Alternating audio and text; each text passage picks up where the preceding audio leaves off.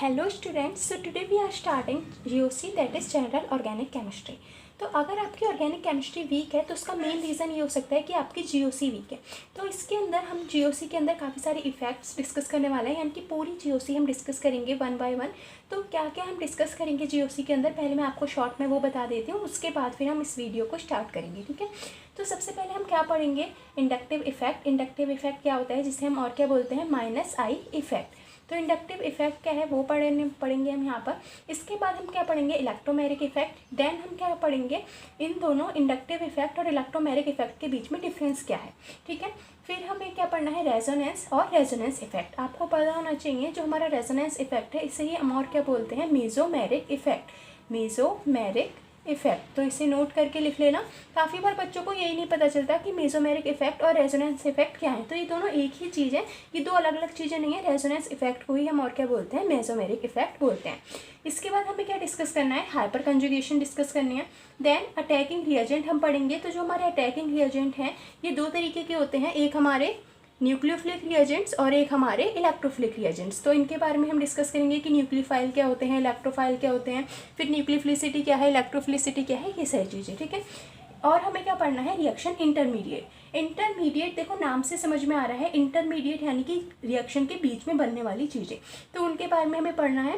Reaction intermediate हमारे different तरीके के होते हैं, हमारे कार्बोकेटायंस। ठीक है, कार्बोकेटायन हो गया या फिर कार्बो एनायन हो गया, फ्री रेडिकल्स हो गए, ये सारे हमारे क्या हैं, रिएक्शन इंटरमीडिएट। इसके अलावा और भी रिएक्शन इंटरमीडिएट्स होते हैं, जैसे कि हमारा कार्बीन है, बेंजाइन है, ये सारे भी हमारे क्या हैं, रिएक्शन इंटरमीडिएट्स हैं। बट आपके सिलेबस के अंदर अगर आप 11-12 के बेस पे देखोगे तो आपको जनरली यही तीन देखने को मिलते हैं, that is carbocation, कार्बो anion and free radicals. Carbene और बेंजाइन्स के क्वेश्चंस बहुत ही कम आते हैं, बट हम इसे भी शॉर्ट में डिस्कस कर लेंगे, क्योंकि ये आपकी जो पूरी वीडियो है ये कॉम्पिटिटिव एग्जाम के बेस पे भी है। अगर आप वैसे अपने स्कूल लेवल के बेस पे पढ़ रहे हो या फिर आप कॉम्पिटिटिव एग्जाम्स के बेस के लिए भी पढ़ रहे हो, तो दोनों के लिए ये वीडियो आपके लिए बहुत ही ज़्यादा बेनिफिशियल रहने वाली है। तो ये सारी चीज़ें हम डिस्कस करेंगे, और भी काफ़ी सारी चीज़ें हमें जीओसी के अंदर डिस्कस करनी है, वन बाय वन करके डिस्कस करेंगे। ये मैंने आपको शॉर्ट में यहाँ पर इंट्रो दे दिया है इसका, जीओसी के अंदर हमें पढ़ना क्या क्या है। ठीक है, तो अब इसे मैं रैप कर देती हूँ और स्टार्ट करते हैं हमारा GOC that is general organic chemistry. ठीक है, तो इसे एक सेकेंड बस इसे रैप करते हैं, फिर हम अपना स्टार्ट करते हैं। तो जो हमारी जनरल ऑर्गेनिक केमिस्ट्री है, इसके अंदर इसे पढ़ने से पहले आपको पता होना चाहिए कि जो हमारी ऑर्गेनिक केमिस्ट्री के अंदर रिएक्शंस हैं उन्हें हम किस तरीके से लिखते हैं। ठीक है, तो पहले मैं आपको उसका नोटेशन बताती हूँ। तो यहाँ पर ये जो होता है, ए जिसे हम कंसिडर करके चल रहे हैं, तो ए क्या होता है यहाँ पर, सबस्ट्रेट। ठीक है, ऑर्गेनिक केमिस्ट्री के अंदर हम इसे क्या बोलते हैं, सबस्ट्रेट। और इसके ऊपर जो अटैक करेगा तो उसे हम यहाँ पे इस तरीके से लिखते हैं, और वो क्या होता है, हमारा अटैकिंग रिएजेंट। जैसे भी मैंने आपको बताया था कि जो हमारे अटैकिंग रिएजेंट है हमें पढ़ने हैं दो तरीके के, एक न्यूक्लियोफाइल और एक इलेक्ट्रोफिलिक एजेंट। तो ये हमारे जो हमारा अटैकिंग रिएजेंट है ये कहाँ पर अटैक करता है, सबस्ट्रेट पे अटैक करता है। तो यहाँ पे हमारे पास क्या हो गया, अटैकिंग रिएजेंट, जो कि दो तरीके के हैं हमें पढ़ने हैं, वो हम डिस्कस करेंगे, न्यूक्लियोफिलिक या फिर इलेक्ट्रोफिलिक। ठीक है, इसके बाद क्या होता है, सबस्ट्रेट पे अटैकिंग रिएजेंट ने अटैक किया, अब क्या होगा, हमारा प्रोडक्ट फॉर्म होगा। लेकिन प्रोडक्ट को फॉर्म होने से पहले आपको दो कंडीशन देखने को मिलेंगी। एक, या तो आपको क्या देखने को मिलेगा, रिएक्शन इंटरमीडिएट, जो भी हम थोड़ा सा मैंने आपको बताया, जो हम पढ़ेंगे अभी डिटेल में, बट यहाँ पे मैं आपको शॉर्ट में बता दे रही हूँ कि रिएक्शन इंटरमीडिएट्स कब बनते हैं, जब हमारा सबस्ट्रेट जो है प्रोडक्ट में कन्वर्ट होता है, उससे बीच में क्या बनता है, हमारा रिएक्शन इंटरमीडिएट। ठीक है, अब ये जो रिएक्शन इंटरमीडिएट्स हैं, ये carbocation, कार्बो anion, free radicals, benzene, कार्बिन, ये सब हो सकते हैं, तो वो हमें बाद में डिस्कस करना है। अब अगर इंटरमीडिएट फॉर्म नहीं हो रहा, तो कुछ ऐसी रिएक्शंस होती हैं जिनके अंदर इंटरमीडिएट नहीं फॉर्म होता, तो वहाँ पे हमें क्या देखने को मिलती है, ट्रांजिशन स्टेट। ठीक है, और फिर हमारे पास क्या फॉर्म हो जाता है, प्रोडक्ट। तो ये आपका हो गया कि किस तरीके से हम ऑर्गेनिक केमिस्ट्री के अंदर जो रिएक्शंस होती हैं उन्हें हम कैसे स्टडी करते हैं। सबसे पहले सबस्ट्रेट, अटैकिंग रिएजेंट आकर के उस पर अटैक करेगा। अटैकिंग रिएजेंट दो तरीके के हो सकते हैं, न्यूक्लियोफाइल या फिर इलेक्ट्रोफाइल। फिर हमारा क्या फॉर्म होगा, रिएक्शन इंटरमीडिएट फॉर्म होगा या फिर ट्रांजिशन स्टेट आएगी, और उससे हमारे पास क्या आ जाएगा, प्रोडक्ट आ जाएगा। इतनी बात क्लियर है। ठीक है, अब देखो ये जो हमारी रिएक्शन है ये किस तरीके से होती है केमिस्ट्री के अंदर। तो यहाँ पे जो ऑर्गेनिक केमिस्ट्री में हमारी रिएक्शंस हैं ये दो तरीके से होती हैं, तो हम इसे इस तरीके से लिख सकते हैं, टाइप्स ऑफ रिएक्शन। तो ये मैं आपको क्यों पढ़ा रही हूँ, क्योंकि जब आप कोई भी आप अपनी इसी में ऑर्गेनिक केमिस्ट्री के अंदर रिएक्शन करोगे तो आपको थोड़ा सा आइडिया होना चाहिए कि रिएक्शन किस तरीके से प्रोसीड कर रही है। तो वो प्रोसीड कैसे कर रही है उसके लिए हमें पहले वो सारे इफेक्ट्स पढ़ने पड़ेंगे, देन हम यहाँ पर आएंगे, ठीक है। तो टाइप्स ऑफ रिएक्शन में हमारी ये रिएक्शन दो तरीके से हो सकती है। एक तो on the basis of cleavage, तो यहाँ पे लिख लो on the basis of cleavage. तो साथ साथ आप ये नोट बनाते रहना, क्योंकि ये जो हम जीओसी पढ़ रहे हैं ये आपके ना तो खाली 11th-12th में, बट बाद में भी अगर आप कंटिन्यू करोगे केमिस्ट्री एज अ सब्जेक्ट तो बहुत ही ज़्यादा यूज़फुल रहने वाली है। तो अगर आपकी जीओसी ही नहीं ठीक होगी तो आप आगे की केमिस्ट्री को, आगे की ऑर्गेनिक केमिस्ट्री को ठीक से प्रोसीड नहीं कर पाओगे। तो on the basis of cleavage हमारी रिएक्शन हो सकती है एक तो, या फिर एक हमारी क्या हो सकती है on the basis of reaction mechanism, ठीक है। On the basis of reaction mechanism यानी कि रिएक्शन मैकेनिज्म कौन सा है, सब्स्टिट्यूशन है, एलिमिनेशन है, तो ये सारी चीज़ें थोड़ी सी डिटेल में हैं, इसमें अभी हमें नहीं जाना है। बट मैं आपको एक शॉर्ट में आइडिया दे रही हूँ कि हमारी जो रिएक्शंस हैं ऑर्गेनिक में ये दो तरीके की हो सकती हैं, एक तो on the basis of cleavage और एक on the basis of reaction mechanism. तो आपने I think nucleophilic substitution reaction या फिर एलिमिनेशन रिएक्शन इनका थोड़ा सा आइडिया होगा, और अगर नहीं है तो फिर हम इसे भी डिस्कस करेंगे, बट अभी हमें ये डिस्कस नहीं करना है। तो यहाँ पे आप लिख सकते हो सब्स्टिट्यूशन, ठीक है, एलिमिनेशन की रिएक्शन मैकेनिज्म यानी कि रिएक्शन किस तरीके से प्रोसीड कर रही है, उसके अंदर सब्स्टिट्यूशन हो रहा है, एलिमिनेशन हो रहा है या फिर रीअरेंजमेंट हो रही है, तो इसे लिख लेना। तो ये हमारी डिफरेंट तरीके की रिएक्शन हो सकती हैं। एडिशन रिएक्शन है, ठीक है, तो इसे नोट कर लेना, आई थिंक विजिबल है, हाँ ठीक है। तो ये हमारा क्या हो गया कि जो हमारी ऑर्गेनिक में रिएक्शन है ये दो तरीके की हो सकती हैं, एक तो on the basis of cleavage, cleavage में भी दो तरीके की होती हैं, अभी हम डिस्कस करेंगे, that is homolytic and heterolytic, ठीक है, होमो एंड हेट्रोलिटिक। अभी ये होमो और हेट्रो क्या है वो मैं आपको बताऊंगी। इसके बाद on the basis of reaction mechanism यानी कि जो रिएक्शन है वो किस तरीके से प्रोसीड कर रही है, उसके अंदर सब्स्टिट्यूशन हो रहा है, एलिमिनेशन हो रहा है, रीअरेंजमेंट हो रही है या फिर एडिशन हो रहा है, तो इस तरीके से हमारी रिएक्शंस चलती हैं। अब हम होमो और हेट्रो के बारे में डिस्कस कर लेते हैं थोड़ा सा, उसके बाद फिर हम एक एक करके सारे इफेक्ट्स की स्टडी करना शुरू करेंगे। तो स्टार्ट कहाँ से करेंगे अपना, वही इंडक्टिव इफेक्ट से, देन इलेक्ट्रोमैग्नेटिक इफेक्ट, और उसके बीच में फिर क्या डिफरेंस है। तो डिफरेंस जब आप पढ़ोगे ना, जैसे इंडक्टिव इफेक्ट और रेजोनेंस इफेक्ट के बीच में क्या डिफरेंस है, तो आपको बहुत अच्छे से आइडिया हो जाएगा कि क्या चीज़ है हमने पढ़ी है, क्योंकि आप जब डिफरेंस पढ़ लेते हो तो आपको दोनों टॉपिक जो हैं बहुत अच्छे से क्लियर हो जाएंगे। तो अब हमें क्या पढ़ना है सबसे पहले कि क्लीवेज के बेस पे हमारी रिएक्शन कितनी तरीके की हो सकती हैं। तो एक तो हो सकती है हमारी होमोलिटिक और एक हमारी क्या हो सकती है हेट्रोलिटिक, ठीक है, होमोलिटिक फिजन या फिर हेट्रोलिटिक फिजन। तो यहाँ पे देखो अब हमारा जो होमोलिटिक है, यहाँ पे लिख देती हूँ मैं, फिजन भी ऐड करना है, ठीक है, होमोलिटिक फिजन या फिर यानी कि बॉन्ड किस तरीके से ब्रेक हो रहा है। अब देखो होमो का क्या मतलब है, होमो का मतलब हम कंसीडर कर सकते हैं इसे सेम, और हेट्रो मतलब डिफरेंट, ठीक है, और लिटिक यानी कि किसी चीज़ की क्लीवेज होना। तो यहाँ पे हम इसे लिख सकते हैं होमो यानी कि सेम और लिटिक यानी कि क्लीवेज, ठीक है। और यहाँ पे भी हेट्रो है, हेट्रो यानी कि डिफरेंट, और लिटिक यहाँ पर भी क्या हो रहा होगा, क्लीवेज हो रहा होगा। क्लीवेज किसका हो रहा होगा, बॉन्ड का, ठीक है। तो अब मैं आपको इसको रिप्रेजेंट करके दिखाती हूँ कि किस तरीके से होमोलिटिक फिजन हमारा होता है, किस तरीके से हेट्रोलिटिक फिजन होता है।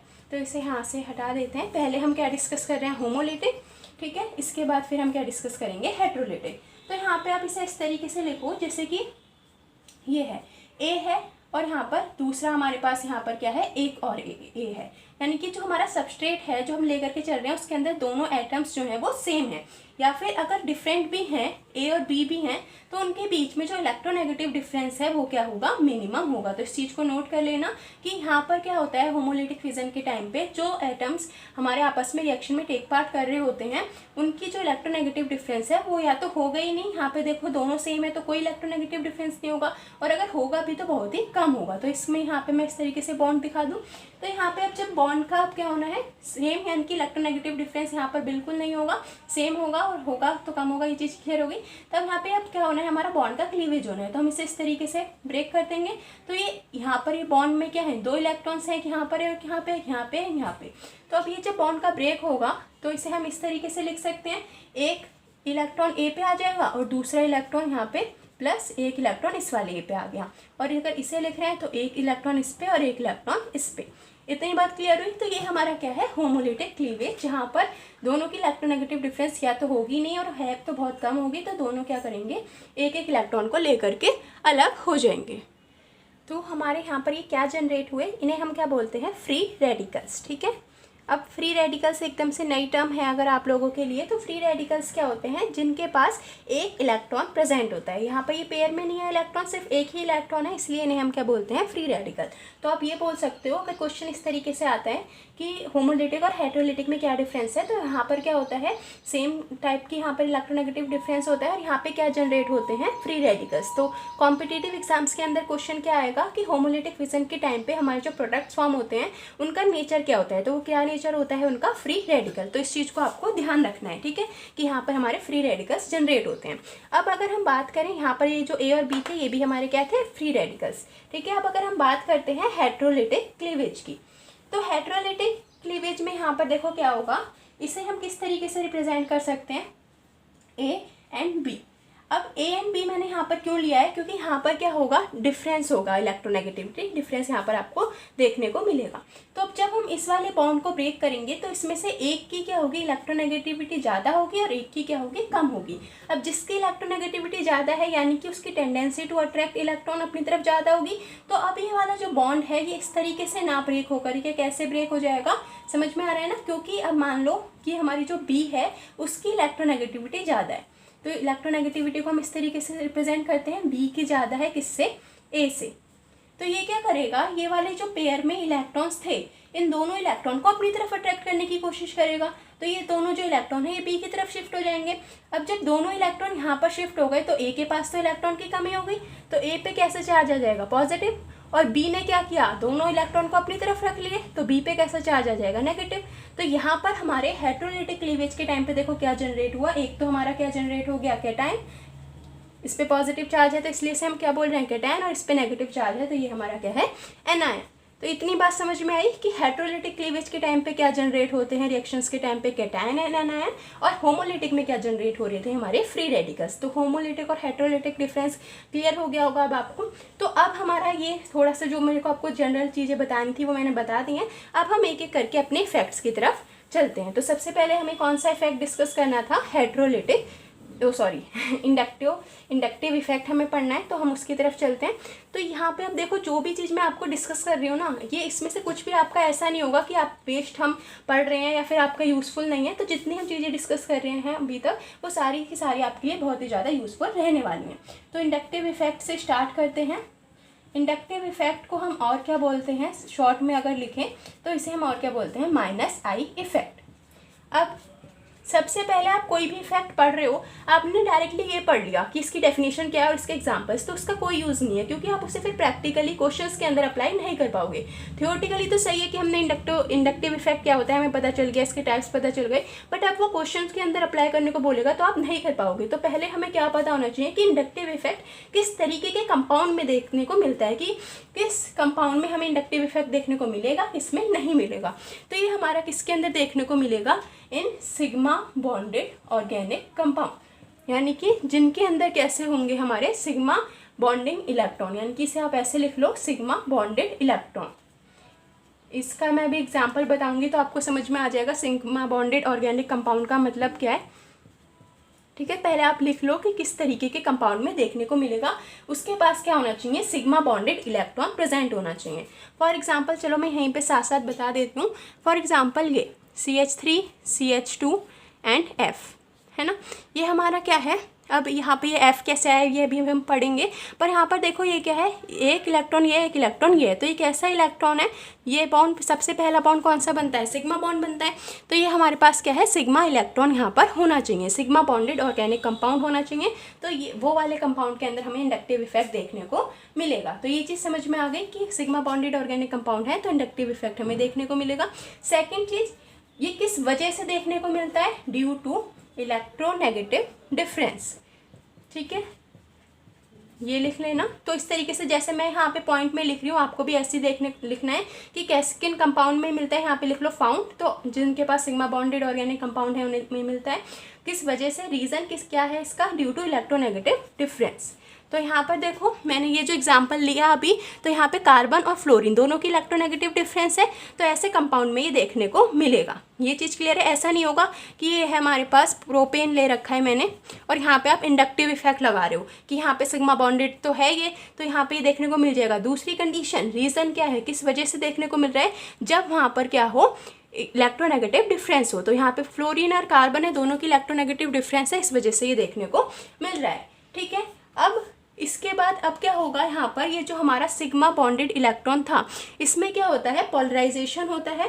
वो हमारा जो सिग्मा बॉन्डेड इलेक्ट्रॉन है, इसका क्या होता है, पोलराइजेशन। तो उसके बारे में हम बाद में जाएंगे। पहले क्या लिखो कि ये हमारा क्या है, डिस्टेंस डिपेंडेंट फैक्टर, यानी कि डिस्टेंस पे डिपेंड करता है। डिस्टेंस डिपेंड, इसे मैं शॉर्ट में लिख दे रही हूँ, टाइम वेस्ट हो रहा है फालतू में, तो आप इसे पूरा लिख लेना। डिस्टेंस पे डिपेंड करता है और ये कहाँ तक होता है, मैक्सिमम इसका effect up to 3 atoms, carbon atoms, यानी कि जो हमारी कार्बन की चेन होगी वहाँ पे 3rd कार्बन तक इसकी इफेक्ट देखने को मिलता है। अब ये जो हमारा इलेक्ट्रॉन है, ये हमारे इलेक्ट्रॉन कहाँ से शिफ्ट होंगे, लेस इलेक्ट्रोनेगेटिव से मोर इलेक्ट्रोनेगेटिव की तरफ शिफ्ट होंगे। जैसे यहाँ पर ये कार्बन है और फ्लोरीन है, तो इलेक्ट्रॉन की शिफ्ट कहाँ पे होंगे, कैसे होंगे, electron shift from less electronegative, ठीक है, टू मोर इलेक्ट्रोनेगेटिव, क्योंकि उसकी इलेक्ट्रॉन को अपनी तरफ अट्रैक्ट करने की टेंडेंसी ज़्यादा होगी, तो उसकी तरफ इलेक्ट्रॉन जो है हमारे शिफ्ट होंगे। एक बहुत ही इंपॉर्टेंट बात कि यहाँ पर कंप्लीट शिफ्ट ऑफ इलेक्ट्रॉन्स नहीं होते हैं। फॉर एग्जांपल कंप्लीट शिफ्ट पहले लिख लो, फिर मैं इसे समझाती हूँ। ठीक है, तो not complete shift of electron, not complete shift of electron, मतलब जैसे कि यहाँ पर देखो ये था हमारा CH3, इसी के एग्जांपल से मैं आपको बता रही हूँ क्योंकि इजी पड़ेगा, अभी डिफरेंट एग्जांपल्स भी लेंगे। तो यहाँ पर देखो क्या है, ये बोल रहे हैं कि कंप्लीट शिफ्ट नहीं होता इलेक्ट्रॉन का। यहाँ पे ये जो इलेक्ट्रॉन्स हैं, ये ऐसा नहीं होगा कि ये कंप्लीटली आकर के इस पे चले जाएं। यहाँ पे क्या होता है, पार्शियल शिफ्ट होता है। और उसमें पार्शियल शिफ्ट को कैसे रिप्रेजेंट करते हैं, इस तरीके से। ये है जैसे फ्लोरीन CH2, तो हम इसे इस तरीके से रिप्रेजेंट करते हैं कि जो इलेक्ट्रॉन डेंसिटी है ये हमारी किसकी तरफ जा रही है, इस फ्लोरीन की तरफ जा रही है। ठीक है, इतनी बात क्लियर होगी कि इलेक्ट्रॉन डेंसिटी हमारी फ्लोरीन, इसे सॉरी ये मैंने उल्टा एरो लगा दिया, इस तरीके से इलेक्ट्रॉन डेंसिटी, क्योंकि फ्लोरीन की ज़्यादा इलेक्ट्रोनेगेटिविटी कार्बन से, तो जो इलेक्ट्रॉन डेंसिटी है वो कार्बन से किसकी तरफ जा रही है, फ्लोरीन की तरफ जा रही है। तो इसे हम इस तरीके से रिप्रेजेंट करते हैं। इतनी बात क्लियर है। ऐसा नहीं होगा कि ये जो पूरा है ये इस तरीके से, ऐसा कभी नहीं होगा। यहाँ पर सिर्फ पार्शियल शिफ्ट होता है हमारे इलेक्ट्रॉन का, कंप्लीट शिफ्ट नहीं होता। तो ये सारे जो भी पॉइंट्स मैंने यहाँ पे लिखे हैं इंडक्टिव इफेक्ट के, इन्हें आपको नोट कर लेने हैं। ठीक है, अब इसे मैं रैप करती हूँ और अब हम क्या पढ़ेंगे कि हमारा जो इंडक्टिव इफेक्ट है कितने तरीके का होता है। तो इंडक्टिव इफेक्ट हमारा 2 तरीके का होता है, एक प्लस आई इफेक्ट और एक माइनस आई इफेक्ट। ठीक है, तो यहाँ पर हमारा इंडक्टिव इफेक्ट 2 तरीके का है, एक प्लस आई और एक माइनस आई।